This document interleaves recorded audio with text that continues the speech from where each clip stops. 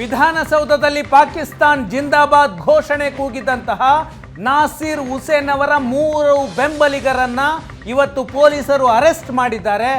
Bowring ಆಸ್ಪತ್ರೆಯಲ್ಲಿ ಅವರಿಗೆ medical checkup ನಡೀತಾ ಇದೆ. ಯಾವುದೇ ಕ್ಷಣದಲ್ಲಿ ಅವರನ್ನು ನ್ಯಾಯಾಧೀಶರ ಮುಂದೆ ಹಾಜರುಪಡಿಸಲಾಗುತ್ತೆ. ಪಾಕಿಸ್ತಾನ್ ಜಿಂದಾಬಾದ್ ಅಂತ ಘೋಷಣೆಯೇ ಕೂಗಿಲ್ಲ ಅಂತ ಸಚಿವರುಗಳು ಕ್ಲೀನ್ ಚಿಟ್ ಕೊಟ್ಟಿದ್ರು. ಆ ತರ ಘೋಷಣೆ ಕೂಗೇ ಇಲ್ಲ. ಅದು ನಾಸೀರ್ ಸಾಬ್ ಜಿಂದಾಬಾದ್ ಅಂತ ನೀವು ಅದನ್ನ ಪಾಕಿಸ್ತಾನ್ ಜಿಂದಾಬಾದ್ ಅಂತ ತೋರಿಸ್ತಾ ಇದ್ದೀರಾ ಅಂತ ಮಾಧ್ಯಮಗಳನ್ನ ಪ್ರಶ್ನೆ ಮಾಡಿದ್ರು. ಪಾಕಿಸ್ತಾನದ ಪರ ಘೋಷಣೆ ಈಗ ಖಚಿತ ಆಗಿದೆ. FSL ವರದಿಯಲ್ಲಿ ದೃಢ ಆಗಿದೆ.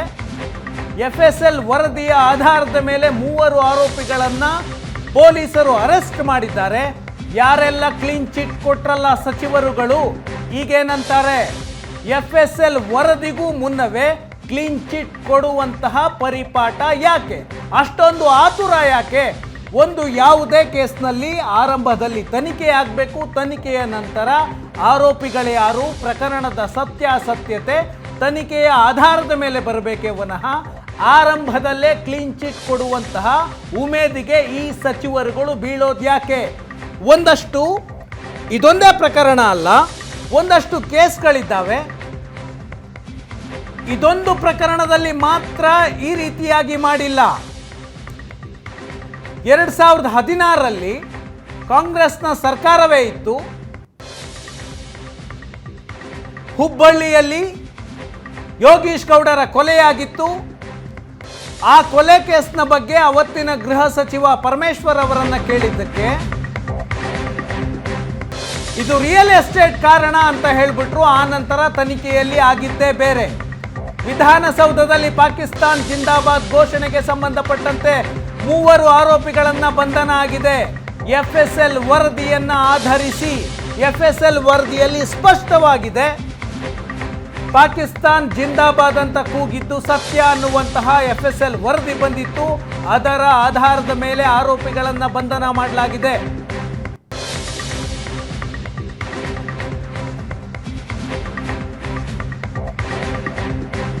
ಡೆಪ್ಯೂಟಿ ಕಮಿಷನರ್ ಆಫ್ ಪೊಲೀಸ್ ಉಪ ಆಯುಕ್ತರಿಂದ ಪತ್ರಿಕಾ ಹೇಳಿಕೆ ಬಂದಿದೆ. FSL ವರದಿ, ಸಾಕ್ಷಿಗಳ ಹೇಳಿಕೆ, ಸಾಕ್ಷ್ಯಾಧಾರಗಳ ಮೇಲೆ 3ರನ್ನ ಅರೆಸ್ಟ್ ಮಾಡಿದ್ದೀವಿ ಅಂತ ಪತ್ರಿಕಾ ಹೇಳಿಕೆ ಬಂದಿದೆ. 3ರ ವಿರುದ್ಧ ಕಾನೂನು ಕ್ರಮ ತೆಗೆದುಕೊಳ್ತೀವಿ ಅಂತ ಪ್ರೆಸ್ ನೋಟ್ ಅನ್ನ ರಿಲೀಸ್ ಮಾಡಿದ್ದಾರೆ. ಬೆಂಗಳೂರಿನ ಕೇಂದ್ರ ವಿಭಾಗದ ಪೊಲೀಸರಿಂದ ಪ್ರೆಸ್ ನೋಟ್ ಬಂದಿದೆ. 3 ಆರೋಪಿಗಳನ್ನ ಬಂಧನ ಮಾಡಲಾಗಿದೆ. ಬೆಂಗಳೂರಿನ ಸೆಂಟ್ರಲ್ ಡಿವಿಷನ್ಗೆ ಬರುತ್ತೆ ವಿಧಾನಸೌಧ ಪೊಲೀಸ್ ಠಾಣೆ. ವಿಧಾನಸೌಧದಲ್ಲಿ ಯಾವುದೇ ಅಪರಾಧ ಆದರೂ ಅದು ವಿಧಾನಸೌಧ ಪೊಲೀಸ್ ಠಾಣೆಯ ವ್ಯಾಪ್ತಿಗೆ ಬರುತ್ತೆ. ವಿಧಾನಸೌಧ ಪೊಲೀಸ್ ಠಾಣೆ ಕೇಂದ್ರ ವಿಭಾಗದ ವ್ಯಾಪ್ತಿಯಲ್ಲಿ ಬರುತ್ತೆ. ಕೇಂದ್ರ ವಿಭಾಗದಿಂದ ಪತ್ರಿಕಾ ಪ್ರಕಟಣೆ ಬಿಡುಗಡೆಯಾಗಿದೆ. ಆರೋಪಿಗಳ ವಿರುದ್ಧ ಸಾಕ್ಷ್ಯಾಧಾರಗಳು, FSL ವರದಿಯನ್ನು ಪರಿಗಣಿಸಿ ಆರೋಪಿಗಳನ್ನ ಅರೆಸ್ಟ್ ಮಾಡಲಾಗಿದೆ ಅಂತ ಪತ್ರಿಕಾ ಪ್ರಕಟಣೆಯನ್ನ ಹೊರಡಿಸಲಾಗಿದೆ. 3 ಆರೋಪಿಗಳನ್ನ ಇವತ್ತು ಬಂಧನ ಮಾಡಿದ್ರು. ಮಧ್ಯಾಹ್ನ 3 ಗಂಟೆಗೆ ಅರೆಸ್ಟ್ ಅನ್ನ ತೋರಿಸಲಾಗಿದೆ. ಇಲ್ತಾಜ್, ಮುನಾವರ್, ಮೊಹಮ್ಮದ್ ಶಫಿ, ನಾಶಿಪುಡಿ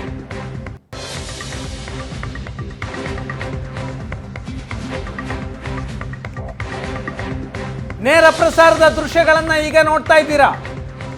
ಬೌರಿಂಗ್ ಆಸ್ಪತ್ರೆಯಿಂದ ಆರೋಪಿಗಳ ಮೆಡಿಕಲ್ ಟೆಸ್ಟ್ ಅನ್ನ ಮುಗಿಸಿ ಬಹುಶಃ ಕರೆದುಕೊಂಡು ಹೋಗ್ತಾ ಇರುವಂತಹ ದೃಶ್ಯಗಳಿದು.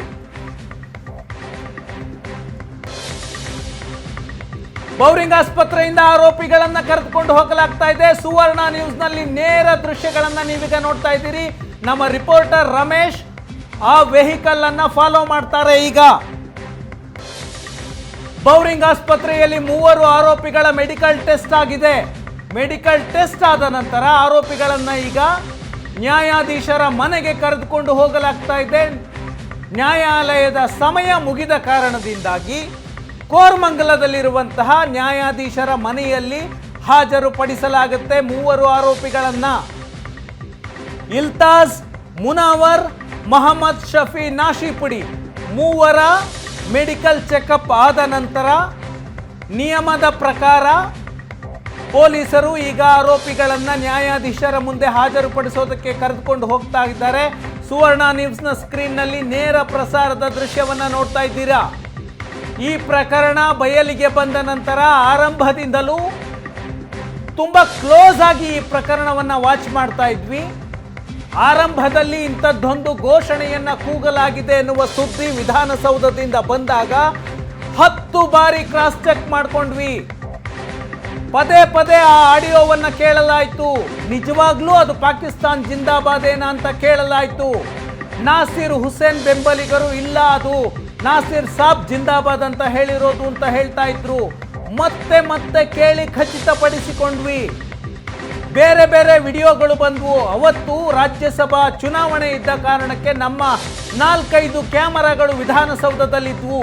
ಬೇರೆ ಬೇರೆ ಕ್ಯಾಮರಾಗಳ ಸೋರ್ಸ್ಗಳನ್ನ ಪಡೆದು ಮತ್ತೆ ಮತ್ತೆ ಕೇಳಿಸಿಕೊಂಡ್ವಿ. ಖಚಿತ ಆದ ನಂತರ ನಾವು ಈ ಸುದ್ದಿಯನ್ನ ಪ್ರಸಾರ ಮಾಡಿದ್ವಿ. ಪಾಕಿಸ್ತಾನ್ ಜಿಂದಾಬಾದ್ ಅಂತ ಕೂಗಿರೋದು ಸತ್ಯ ಅಂತ.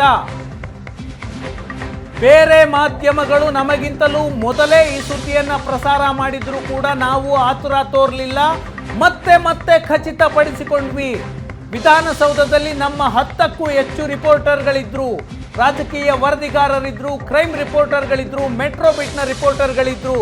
ಎಲ್ಲರಿಂದ ಮತ್ತೆ ಮತ್ತೆ ಖಚಿತಪಡಿಸಿಕೊಂಡು ಆ ವಾಯ್ಸ್ ಸ್ಯಾಂಪಲ್ ಅನ್ನ ಮತ್ತೆ ಮತ್ತೆ ಕೇಳಿ ಖಚಿತಪಡಿಸಿಕೊಂಡು ನಂತರ ಸುದ್ದಿಯನ್ನ ಪ್ರಸಾರ ಮಾಡಿದ್ವಿ. ನಮ್ಮ ಮೇಲೆ ಆರೋಪ ಬಂತು. ಸುವರ್ಣ ನ್ಯೂಸ್ ಈ ವಿಡಿಯೋವನ್ನ ಎಡಿಟ್ ಮಾಡಿ ಪ್ರಸಾರ ಮಾಡ್ತಾ ಇದೆ ಅಂತ ಸುಳ್ಳು ಆರೋಪಗಳನ್ನ ನಮ್ಮ ವಿರುದ್ಧ ಮಾಡಿದ್ರು. ಇವತ್ತು ಆ ಆರೋಪಕ್ಕೆ ಉತ್ತರ ಸಿಕ್ಕಿದೆ. ಸತ್ಯವಾದ ವರದಿಯನ್ನ ಜನರ ಮುಂದಿಟ್ಟಿದ್ವಿ. ಆ ವರದಿಯ ಪರಿಣಾಮವಾಗಿ 3 ಅರೆಸ್ಟ್ ಆಗಿದೆ. FSL report. ಪ್ರಿಯಾಂಕ ಖರ್ಗೆ ಅವರು ಘಟನೆ ನಡೆದ ಮಾರನೇ ದಿನ ಮಾಧ್ಯಮಗಳ ಮುಂದೆ ಬಂದು ಮಾಧ್ಯಮಗಳ ವಿರುದ್ಧವೇ ಆರೋಪ ಮಾಡಿದ್ರು. ಪಾಕಿಸ್ತಾನ್ ಜಿಂದಾಬಾದ್ ಅಂತ ಕೂಗೇ ಇಲ್ಲ, ಅದು ನಾಸಿರ್ ಸಾಬ್ ಜಿಂದಾಬಾದ್ ಅಂತ. ನೀವು ರಿಪೋರ್ಟರ್ಸ್ಗಳೆಲ್ಲ ಏನ್ ಮಾಡ್ತಾ ಇದ್ರಿ ಅಂತ ಪ್ರಶ್ನೆ ಮಾಡಿದ್ರು.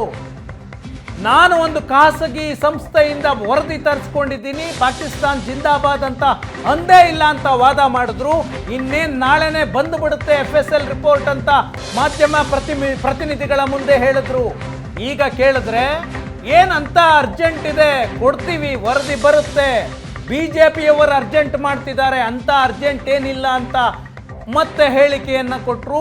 ಇವತ್ತು ಸುವರ್ಣ ನ್ಯೂಸ್ ಮಾಡಿದಂತಹ ವರದಿ ಸತ್ಯ ಅನ್ನೋದು ಸಾಬೀತಾಗಿದೆ. FSL ರಿಪೋರ್ಟ್ ಖಚಿತ ಆಗಿದೆ. ಅದರ ಆಧಾರದ ಮೇಲೆ 3 ಆರೋಪಿಗಳ ಬಂಧನ ಆಗಿದೆ.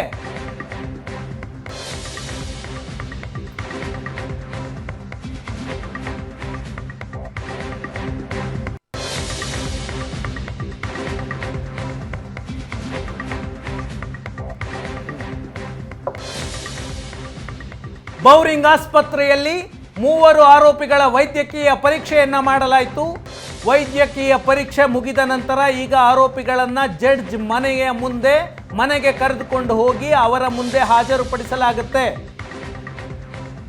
ಇಲ್ತಾಜ್ ಮುನಾವರ್, ಮಹಮ್ಮದ್ ಶಫಿ ನಾಶಿಪುಡಿ 3 ಆರೋಪಿಗಳ ಬಂಧನ ಆಗಿದೆ. ಇಂಥ ದೊಡ್ಡ ಸುದ್ದಿಯನ್ನ ಬ್ರೇಕ್ ಮಾಡಿದ್ದು ನಮ್ಮ ರಮೇಶ್, ಕ್ರೈಮ್ ಬ್ಯೂರೋ ರಿಪೋರ್ಟರ್, ನಮ್ಮ ಜೊತೆ ಫೋನ್ನಲ್ಲಿದ್ದಾರೆ.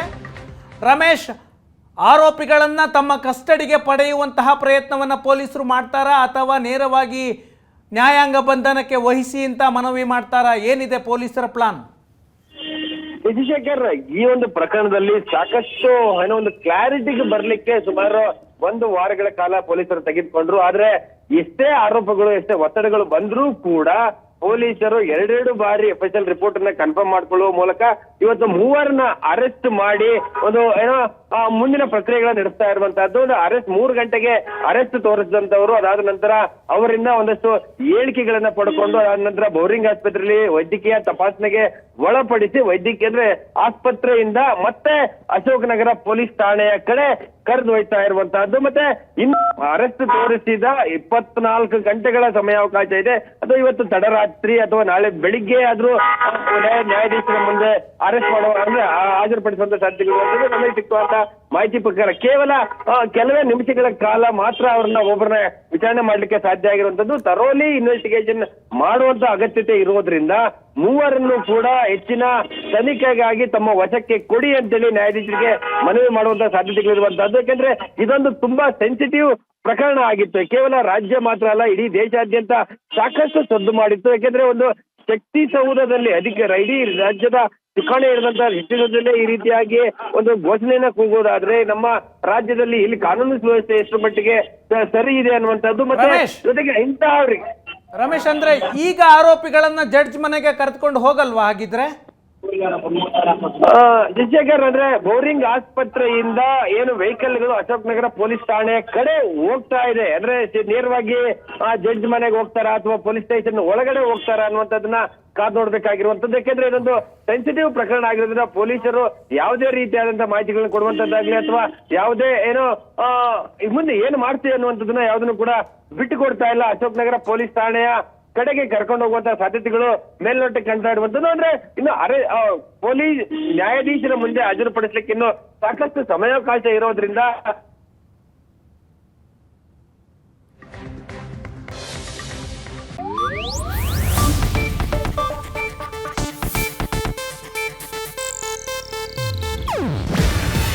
ಇದು ಏಷ್ಯಾನೆಟ್ ನ್ಯೂಸ್ ನೆಟ್ವರ್ಕ್ ಪ್ರಸ್ತುತಿ. ನೀವು ನೋಡ್ತಿದ್ದೀರಾ ಏಷ್ಯಾನೆಟ್ ಸುವರ್ಣ ನ್ಯೂಸ್.